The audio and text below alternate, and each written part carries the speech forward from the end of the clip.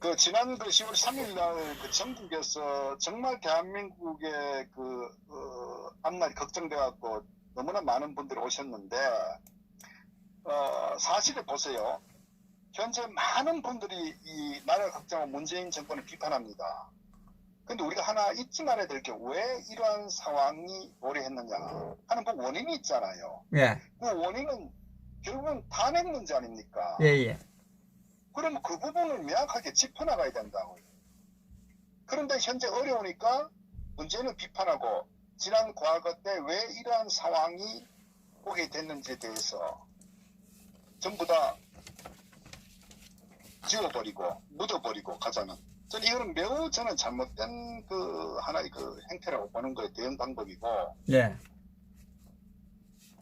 그러니까 지금 자한당 같은 경우도 제가 좀 말씀드려 말았는데 결국은 지난번 그 서울역하고 이 남대문하고 시청 쪽에 이제 우리 공화당을 중심으로 한 또 국본 이 벽기 세력들, 연합 세력들, 소위 그 탄핵 반대에 섰었던 분들 아닙니까? 예, 그리고 또 정광훈 목사가 했던 그 교회 단체도 있었고, 그리고 뭐 세종문화회관한테 아마 그 자유한국당의 어떤 그런 부서가 있었고.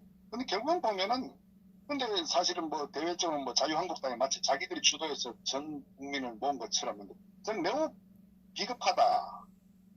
그리고 정말 그들이 보인 행태가 보면요, 오늘날 이런 대한민국이 망국으로 흘러가고 있는 여기에 99.9% 책임이 그 자한당 정치 세력 아닙니까? 맞습니다.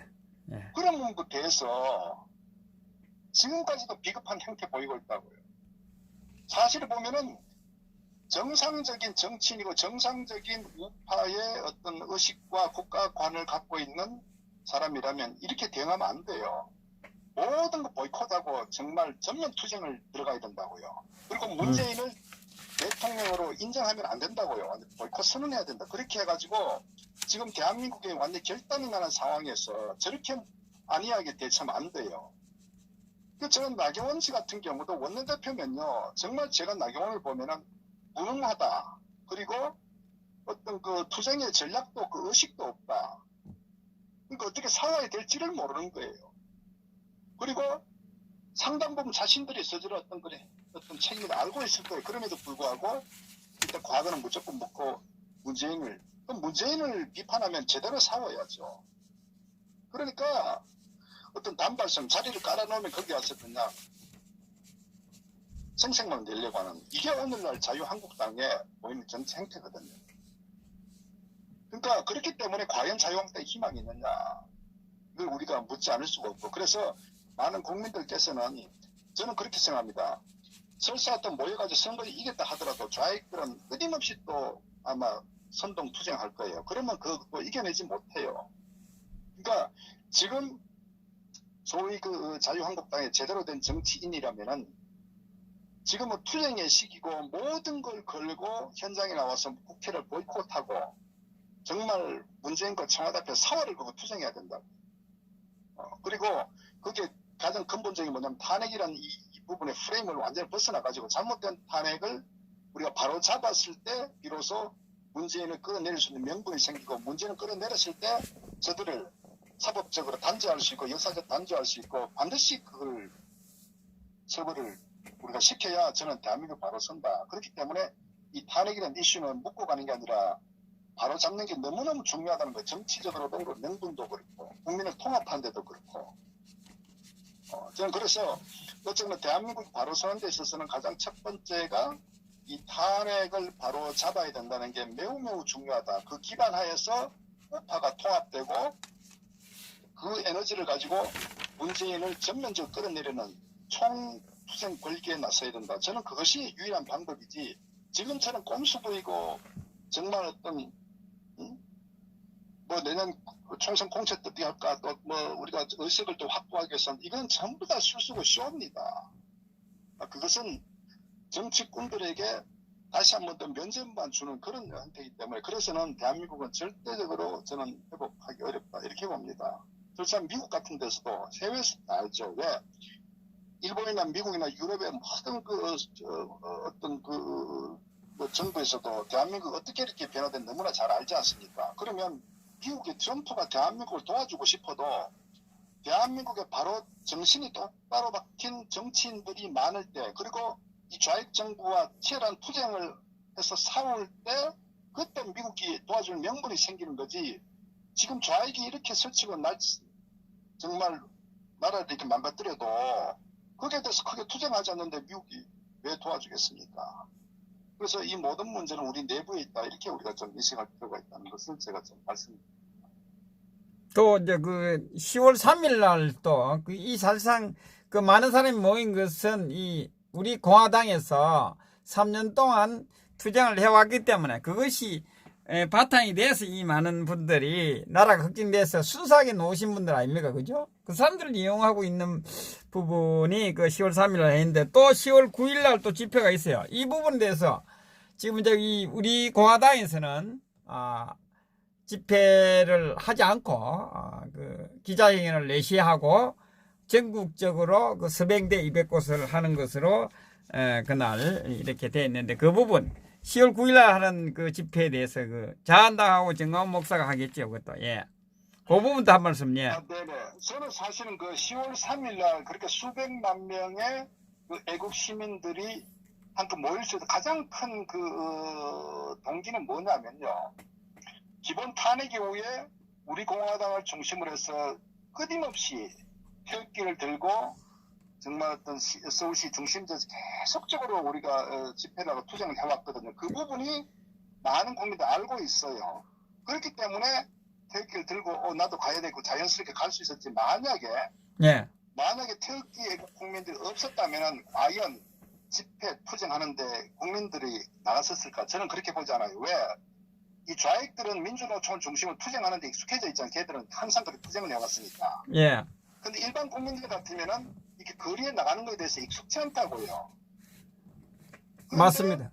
그런데 한일 우리 공화당을 중심으로 한 태극기 국민들이 계속적으로 지난 2년 반간 계속 투쟁하면 이 부분들이 이제 국민들 눈에 익숙해져 있고 외국 우파 국민들 입장에서도 항상 미안한 어떤 그런 그 감정 갖고 있다. 그렇기 때문에 그러면 나라가 이렇게 망가지니까 봉참을 할 수 있었거든요. 그래도 그 힘의 원천은 저는 그 우리 공화당의 어떤 지속적인 투쟁의 어떤 그런 그 시간 속에서 많은 국민들의 마음 속에 전달이 됐다. 저는 이렇게 봅니다. 그래서 제가 자꾸 말씀드리는 부분이 이 자한당의 황교안이나 이 나경원의 이 정치 세력이 비겁하다는 게 걔들은 한 번도 안 했잖아요. 예. 한 번 투쟁하면은 뭐 지구당처럼 불러가지고 한 번 하면 이제 힘들다 포기해버리고 이게 지금 자유한국당의 실체 아니었습니까? 그런 애들이 와서 숟가락 하나 얹은 거 아니에요. 예. 그러면서 생색은 언론에다가 마치 자유한국당이 다 동원한 것처럼 이런 비겁한 세력 아닙니까?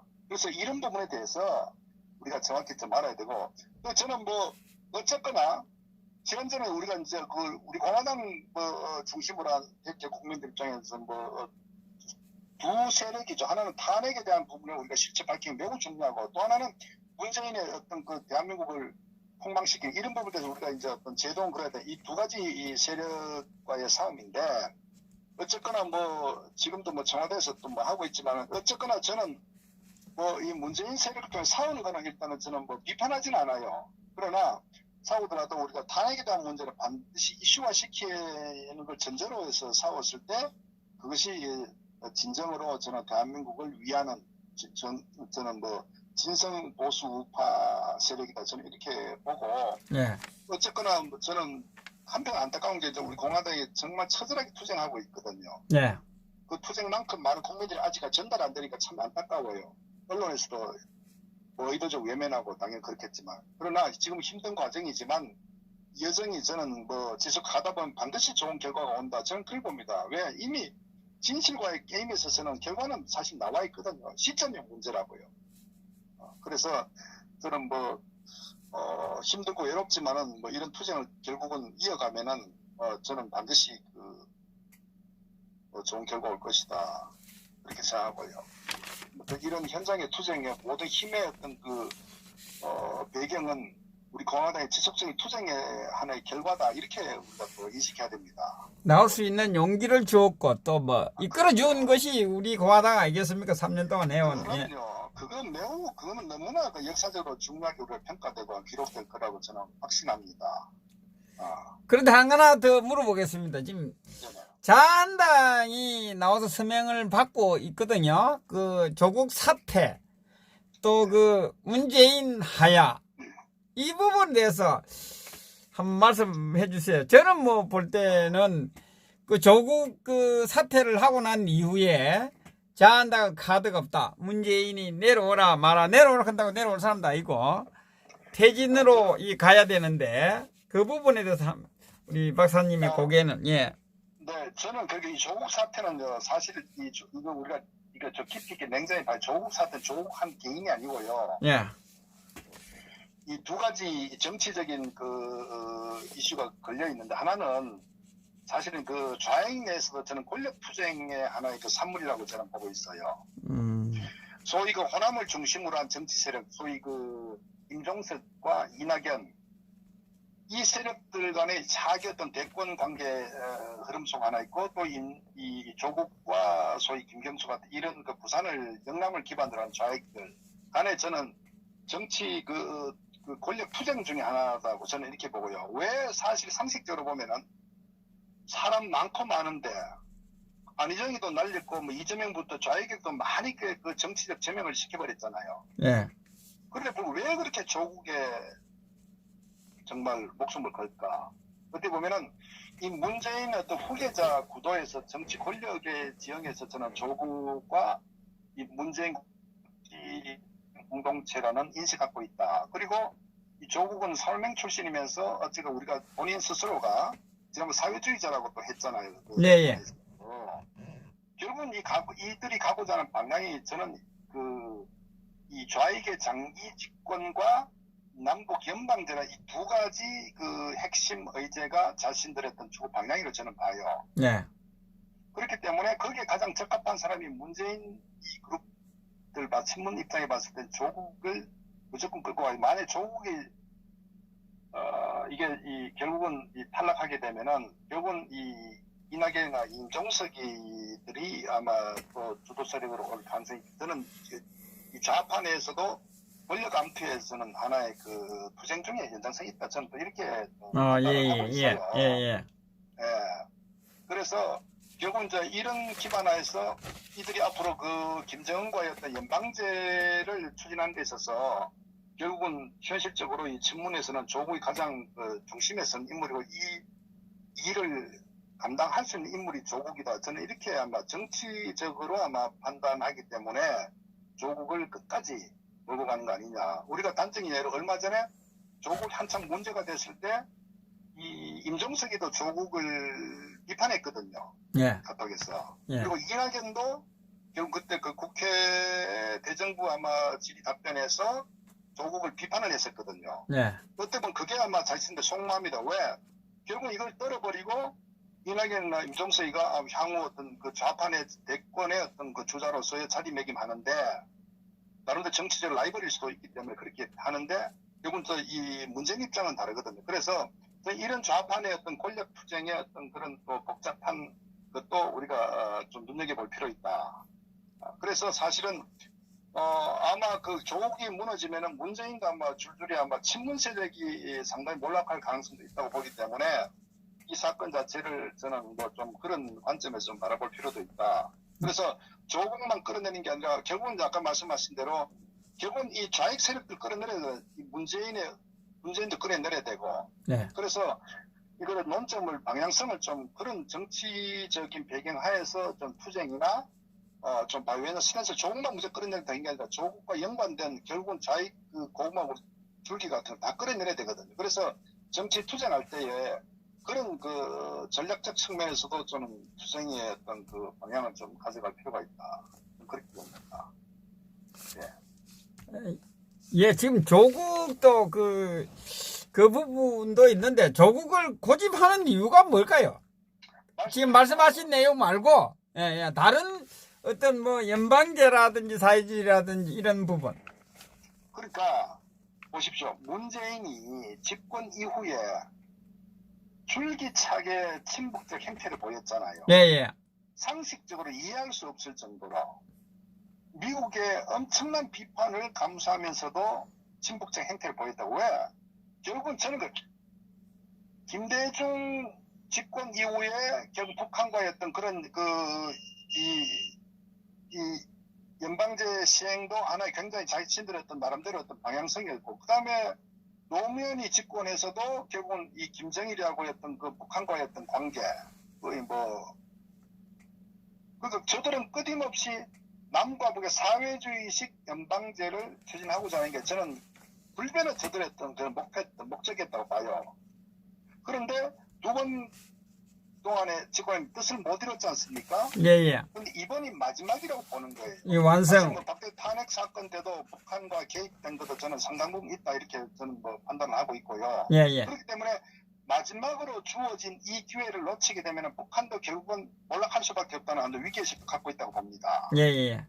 이게 북한 핵 문제하고 복잡한 연결되어 있는데, 그렇기 때문에 이 기회를 놓치면 안 되는데, 그렇기 때문에 문재인이 김정은과의 끊임없는 어떤 이 한통속이 되려고 연방제 추진하려고 그런 지난 2년 반 동안 이어졌기 때문에 그 연장선상에서 결국 이 조국을 살려야 자신들의 어떤 가고자 하는 시나리오를 저는 이루는데 저는 큰 의미가, 정치적 의미가 있다 이렇게 보는 거죠. 그러니까 조국이 조국 한 개인이 아니라 그 이면에는 굉장히 복잡한 정치적인 남북관계, 연방제 이런 것들이 얽혀 있다. 그렇기 때문에 사실은 우리가 상식적으로 그렇게 수없이 많은 흠결이 있고 와이프도 구속 기소될 가능성이 거의 99% 아닙니까? 뭐 동생부터 엄청 많은데도 불구하고 왜 이렇게 조국을 위해서 바치고 있느냐. 바로 그런 정치적 배경과 의도가 있다. 이걸 우리가 인식해야 됩니다. 이제 연방제 관련돼서는 1단계 이제 조국 카드를 가지고 놓은 건 2단계에 돌입하고 완성적으로 가기 위한 것이다. 뭐 이런 말씀으로 해석을 하면 되겠습니까? 그렇죠.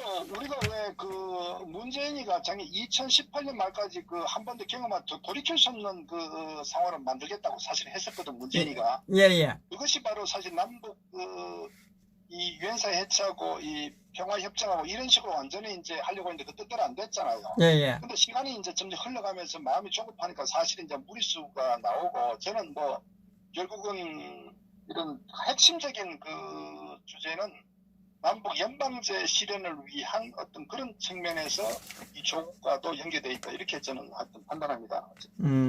예.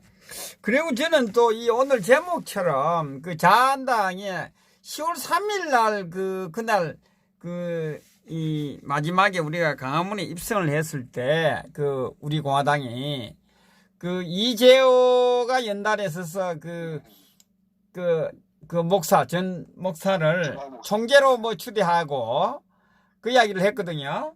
그 소리를 들으면서 저는 느낀 저 개인적인 것은 그날 저녁에 방송을 사실상 하고 싶었어요. 그 부분에 대해서 그날 많은 분이 나오셔서 보수 우파들이 기분이 되게 좋은 날인데 그 이야기를 하면 보수 그것을 갈라놓기 위해서 하는 이야기 같다. 이래서 참고 그 이튿날 슬쩍 이야기를 했는데, 저는 그것을 보면서 이 보수파를 두동강으로 내기 위한 것이었다. 저는 그 소리를 딱 듣는 순간에 그렇게 생각했거든요. 우리 박사님은 어떻게 생각하세요? 그 부분에 대해서. 예. 저는 기본적으로요. 예. 이재호 씨도 사실 이명박의 핵심 측근 아닙니까? 예예. 그리고 누구보다도 탄핵의 주역이거든요. 예.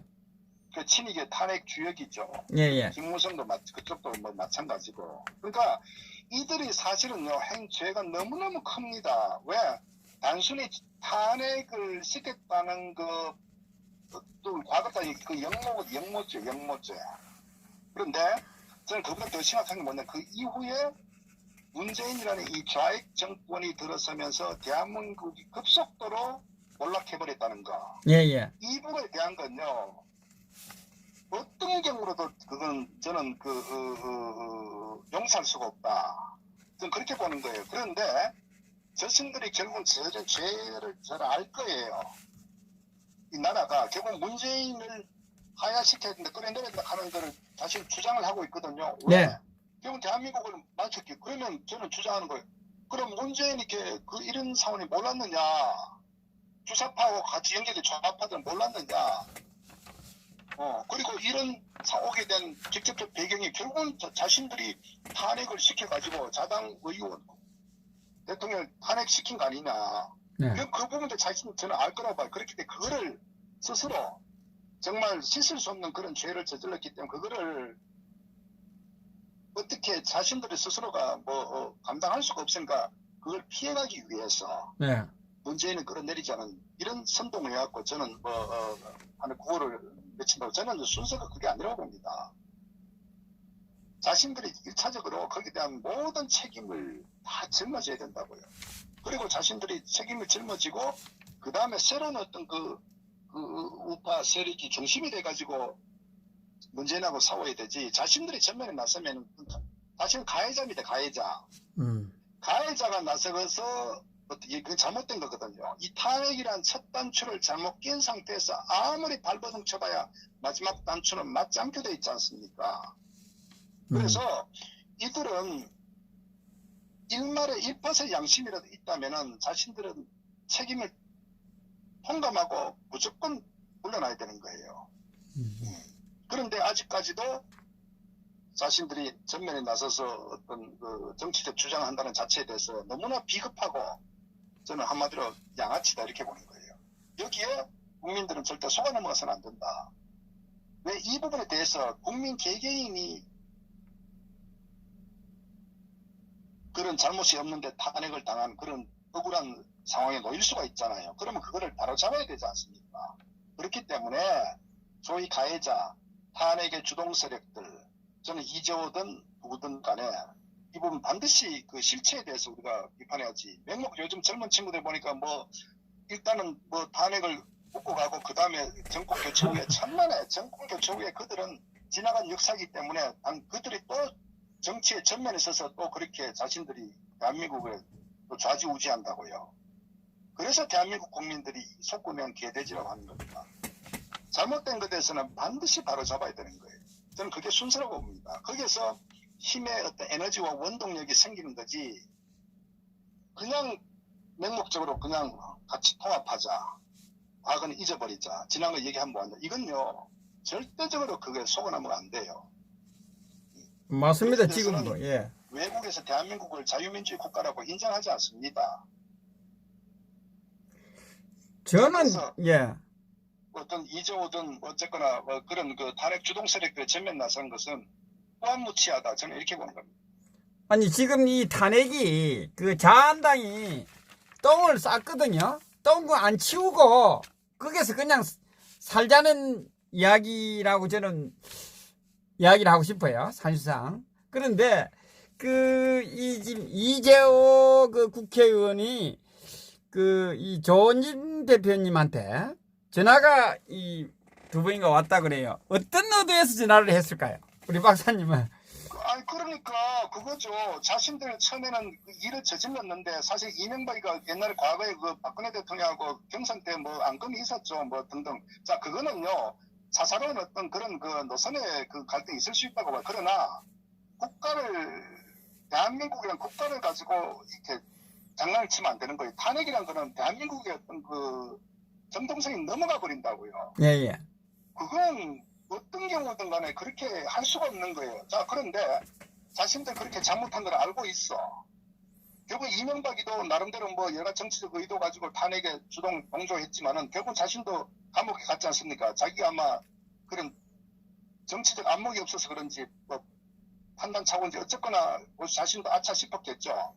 그런데 현재 보니까 이게 점점 더 위험해지니까 일단은 세력을 좀 확장해야죠. 그런데 거기에 우리 공화당, 소위 태극기 중심의 우리 공화당 정당을 도외시하고는 뜻을 이룰 수가 없거든요. 그러니까 어쨌거나 이런 하나의 손을 내밀어서 일단 투쟁에 같이 동참 좀 하자 이런 측면 아니까 그렇게 함으로써 자신들의 정치적 과오를 면죄부를 받으려고 하는 정치적 의도도 있다. 저는 그렇게 봅니다. 그래서 그 전화를 했다는 것을 저는 이렇게 보고 있어요. 우리 공화당에 투쟁력이 필요하니까 자기도 투쟁력이 없으니까 그걸 이용하기 위해서 전화했다. 저는 이렇게 그냥 이게 뭐냐면요. 예. 가해자가 예. 가해자 피해자가 있잖아요. 예. 탄핵 주동자는 가해자들 아닙니까? 가해자들은 지금은요 석고돼줘야 될 때란 말이에요. 근데 가해자가 피해자한테 내가 용서해 줄 테니까 야 우리 같이 하자. 그건 넌센스 아니에요? 그렇기 때문에 이재호 씨는 그런 얘기를 하면 안 돼요. 그리고 본인은 거기 나서면 안 돼요.